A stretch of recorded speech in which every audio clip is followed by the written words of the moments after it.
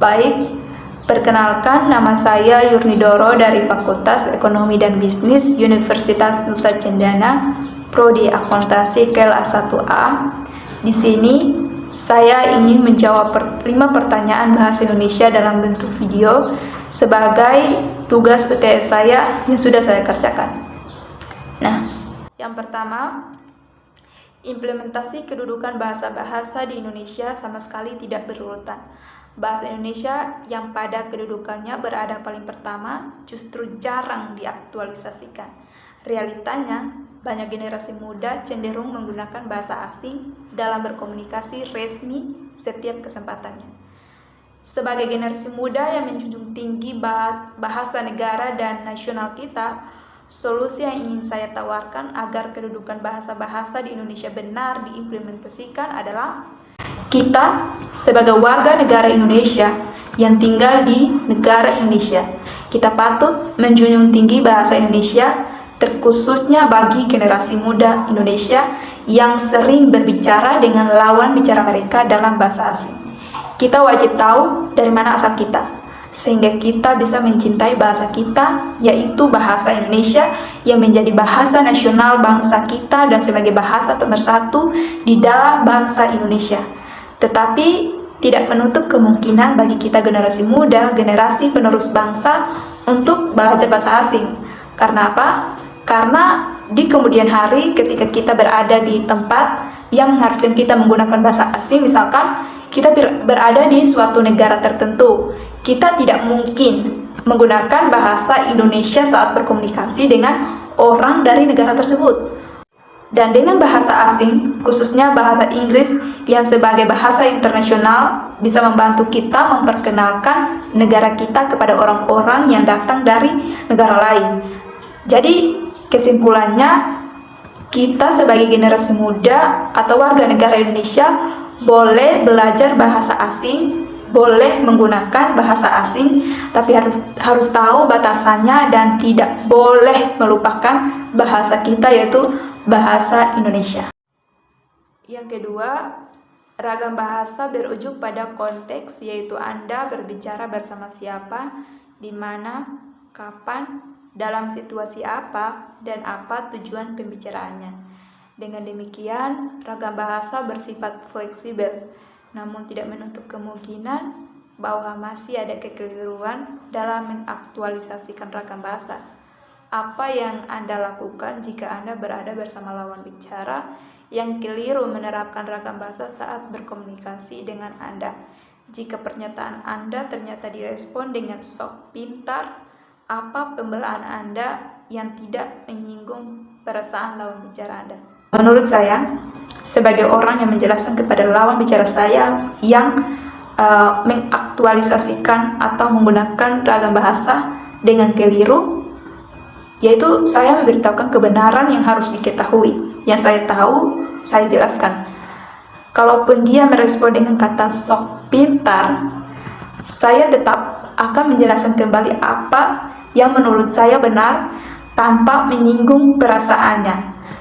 Karena saya yakin bahwa saya bisa saja menjelaskan dengan cara apapun, tetapi respon dari lawan bicara itu pasti berbeda-beda.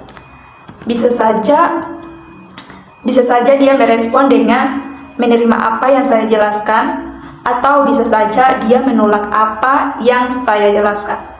Karena masing-masing orang itu punya karakter masing-masing dan punya pemahamannya masing-masing.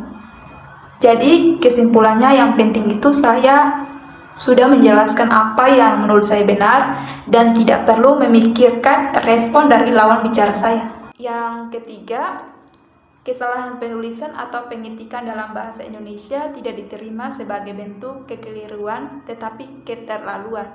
Misalnya, Anda mengetik kata malam, tetapi yang Anda ketik itu kata makam.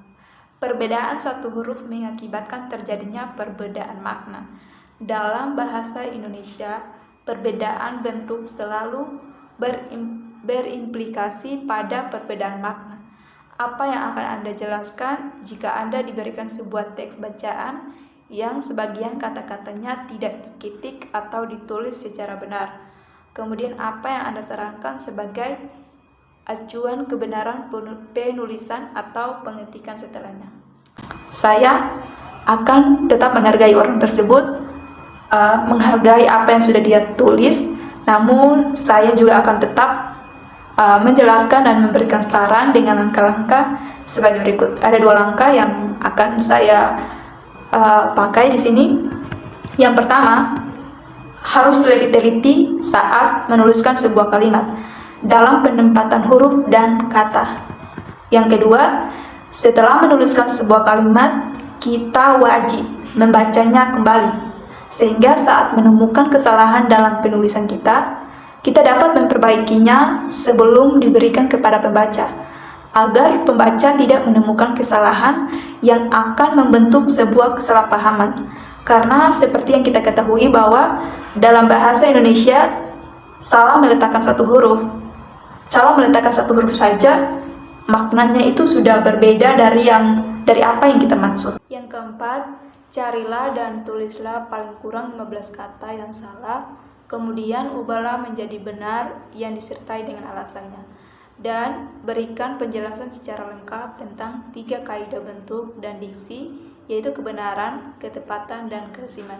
Saya akan menjelaskan terlebih dahulu mengenai kaidah bentuk dan diksi, yaitu yang pertama, kaidah kebenaran, di mana pilihan kata harus sesuai dengan kebenaran yang termuat dalam Kamus Besar Bahasa Indonesia dan dalam Tata Bahasa Indonesia.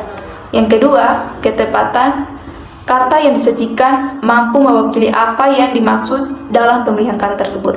Dan yang terakhir, kelaziman, pilihan kata yang dimuat dikarenakan kebiasaan dalam kehidupan sehari-hari. Selanjutnya saya akan menjelaskan contoh kata baku dan tidak baku serta alasannya. Jadi sebelum saya menjelaskan atau menyebutkan 15 contoh kata baku dan tidak baku, saya akan memberikan penjelasan terlebih dahulu mengenai kata baku dan kata tidak baku. Jadi kata baku adalah kata yang sesuai dengan pedoman atau kaidah bahasa yang ditetapkan sebelumnya. Sedangkan kata tidak baku adalah kata yang dalam penerapannya dipengaruhi oleh bahasa daerah dan bahasa asing yang sering digunakan dalam percakapan sehari-hari. Jadi, saya akan menyebutkan 2 ciri kata baku untuk membantu saya dalam menjelaskan atau memberikan contoh kepada teman-teman beserta alasan mengapa sebuah kata yang akan saya sebutkan ini tidak baku atau baku. Jadi ada 3 ciri kata baku yang saya gunakan di sini untuk membantu saya menjelaskan alasan kenapa kata tersebut baku atau tidak. Jadi sebenarnya ada beberapa ciri, tapi saya cuma ambil 3 ciri dari kata baku, yaitu yang pertama, tidak dipengaruhi bahasa daerah tertentu. Yang kedua, tidak dipengaruhi bahasa asing dan bukan bahasa percakapan. Maksudnya di sini bukan bahasa percakapan berarti maksudnya tidak digunakan sehari-hari atau bukan bahasa gaul. Yang pertama, kata risiko, bukan resiko. Kita sering menggunakan kata risiko dengan resiko, padahal resiko itu salah. Yang benar adalah risiko. Kenapa? Karena tidak sesuai dengan kaidah serapan kata serapan asing dari kata risk. Yang kedua itu bawain. Nah, kata bawain ini sebenarnya itu tidak ada dalam KBBI. Yang benar itu adalah kata bawakan, bukan bawain. Alasannya yaitu akhiran in dalam kata tersebut merupakan kosakata daerah. Itu masuk dalam ciri kata baku yang kedua. Yang ketiga, nasihat, yang harusnya itu nasihat bukan nasihat. Jadi saya juga sering mendengar itu. Alasan kenapa nasihat itu bukan kata yang dia bukan termasuk dalam kata baku karena merupakan kosakata daerah juga. Yang keempat, mangkok, yang masih dalam ciri kata baku yang kedua, yaitu dipengaruhi oleh bahasa daerah tertentu yang seharusnya mangkuk bukan mangkok. Jadi dia dipengaruhi oleh bahasa daerah tertentu. Yang kelima itu telur bukan telur. Saya juga sering mendengarkan kata telur yang disebutkan oleh orang-orang di sekitar saya. Kenapa telur bukan masuk dalam kata baku? Karena dalam KBBI itu tidak ada kata telur, melainkan kata telur. Yang keenam, detail, bukan detil.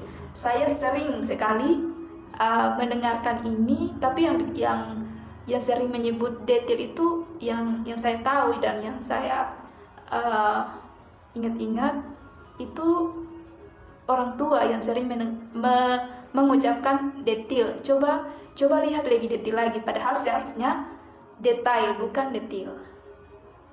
Jadi ini juga masih dipengaruhi oleh dipengaruhi oleh bahasa daerah tertentu. Yang ketujuh itu duren, sebenarnya durian. Ini juga masih masuk dalam dipengaruhi oleh bahasa daerah tertentu. Yang kedelapan bosen, sebenarnya bosan, bukan bosen, bosen. Ini juga sama, masih masuk dalam bahasa dipengaruhi oleh bahasa daerah tertentu. Yang kesembilan itu sintesa yang seharusnya sintesis. Jadi tidak sesuai dengan kaidah serapan kata serapan asing dari kata sintesis yang tidak mengubah akhirnya dalam bahasa Indonesia. Tadi saya sempat baca juga di internet kalau kata bahasa Inggris yang akhirannya ada is dan diterjemahkan ke bahasa Indonesia itu penyebutannya tidak berubah. Contohnya kata sintesis yang tadi ini, kalau diterjemahkan dalam bahasa Indonesia tetap penyebutannya tetap sintesis, bukan sintesa. Yang ke-10, analisis bukan analisa. Jadi ini merupakan kata serapan dari bahasa Inggris analisis yang diterjemahkan ke bahasa Indonesia seperti yang tadi saya bilang, bahwa kalau ada akhiran is-nya diterjemahkan kembali ke bahasa Indonesia itu penyebutannya masih sama is. Jadi kalau dalam bahasa Inggris analisis diterjemahkan ke dalam bahasa Indonesia tetap analisis bukan analisa. Selanjutnya kualitas bukan kualitas. Jadi tidak menggunakan huruf W. Dia langsung kualitas bukan kualitas. Tidak sesuai dengan kaidah bentuk kata. Yang selanjutnya yang ke-12 pengrusak. Seharusnya perusak bukan pengrusak. Awalan PE tidak mengalami perubahan bentuk jika bertemu dengan kata dasar yang diawali dengan konsonan I, N, M, R, W, Y, dan Z. Jadi kalau kata imbuhan PE yang bertemu dengan konsonan yang tadi saya sebutkan itu bentuknya itu tidak berubah, masih tetap sama. Perusak bukan pengrusak. Yang ke-13 itu memengaruhi bukan mempengaruhi. Saya pribadi juga baru tahu, saya sering melakukan kesalahan dalam penulisan sebuah kalimat yang menggunakan kata pengaruh. Saya sering menggunakan kata mempengaruhi, tapi tadi saya baru tahu bahwa sebenarnya kata yang seharusnya digunakan yaitu memengaruhi, tidak menggunakan P. Kenapa? Karena awalan M yang bertemu dengan konsonan P, maka huruf P akan melebur menjadi M. Makanya di sini walaupun kata dasarnya pengaruh, tapi kalau ditambah dengan imbuhan itu sudah berubah. Dia menjadi memengaruhi bukan mempengaruhi. Yang ke-14 itu mengubah bukan merubah. Saya jarang mendengar ya, tapi mungkin ada orang-orang yang menyebut kata ubah itu dengan kata merubah. Padahal dalam KBBI kalau rubah itu sudah nama hewan. Kata rubah itu nama hewan. Kalau teman-teman mungkin ada yang tidak tahu atau masih bertanya rubah itu apa, dia hampir sama seperti anjing. Jadi yang ada dalam KBBI itu bukan rubah, ada rubah, tapi yang dimaksud di sini itu kata dasar yang ada dalam KBBI itu adalah kata ubah, yang kalau ditambah imbuhan maka jadinya mengubah bukan merubah. Kalau merubah itu bisa ditunjukkan pada nama hewan. Kemudian yang terakhir itu peduli bukan peduli. Jadi itu tidak sesuai dengan yang terdapat dalam KBBI. Baik, ini soal yang terakhir.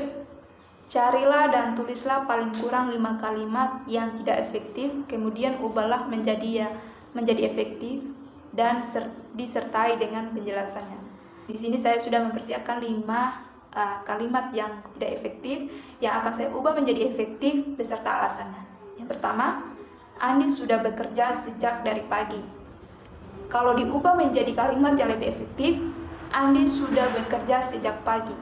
Mungkin bisa dipahami oleh para pembaca bahwa Andi sudah bekerja sejak dari pagi dan Andi sudah bekerja sejak pagi itu artinya mungkin sama, namun yang perlu diketahui bahwa berdasarkan ciri-ciri kalimat efektif yaitu kehematan kalimat, khususnya kehematan kalimat, kata dari kalimat di atas, kata dari kalimat tersebut sudah menunjukkan pemberusan kata. Jadi dengan menghilangkan kata dari pun itu tidak mengurangi atau maknanya, artinya itu masih tetap sama. Jadi dengan menghilangkan kata dari sehingga tidak terjadi pemberusan kata.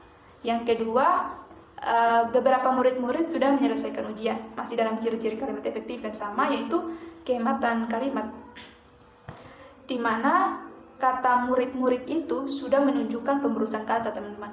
Pada kalimat tersebut, untuk mengubah menjadi lebih efektif adalah beberapa murid sudah menyelesaikan ujian. Jadi beberapa murid-murid itu pendobelan arti. Beberapa dan murid-murid itu artinya sama. Jadi untuk mengubah menjadi lebih efektif yaitu beberapa murid sudah menyelesaikan ujian. Jadi yang ketiga, dalam ciri-ciri kalimat efektif khususnya kesepadanan memiliki salah satu ciri yang ini saya jadikan contoh, yaitu kalimat penghubung antara kalimat tidak dipakai dalam kalimat tunggal.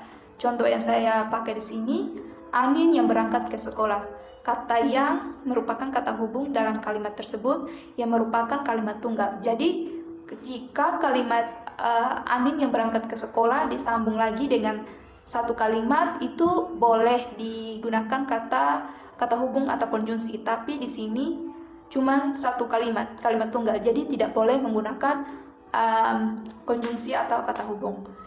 Dan untuk diubah menjadi kalimat yang lebih efektif yaitu Anin berangkat ke sekolah. Yang selanjutnya, Rio ia menggunakan mobil baru ke kampus. Nah, ini juga masih dalam kaidah bahasa yang sama. Kalimat ini merupakan kalimat tunggal yang menggunakan konjungsi, sehingga dapat diubah menjadi yang lebih efektif dengan menghilangkan kata hubung yang masih sama, yaitu Rio menggunakan mobil baru ke kampus. Dengan menghilangkan kata yang, teman-teman, dia artinya masih tetap sama. Yang terakhir, teman dari Ray ada yang pengangguran. Masih dalam ciri kalimat efektif yang sama, yaitu kesepadanan. Arti kalimat tersebut masih akan tetap sama, sekalipun dihilangkan kata dari. Jadi, kalau diubah menjadi kalimat yang lebih efektif, akan menjadi teman Ray ada yang pengangguran. Artinya masih akan tetap sama, walaupun dihilangkan kata dari. Sekian dari saya. Terima kasih untuk teman-teman yang sudah menonton, teman-teman yang sudah mendengarkan penjelasan saya. Mungkin teman-teman ada yang mau bertanya, silakan tinggalkan pertanyaan di kolom komentar. Terima kasih.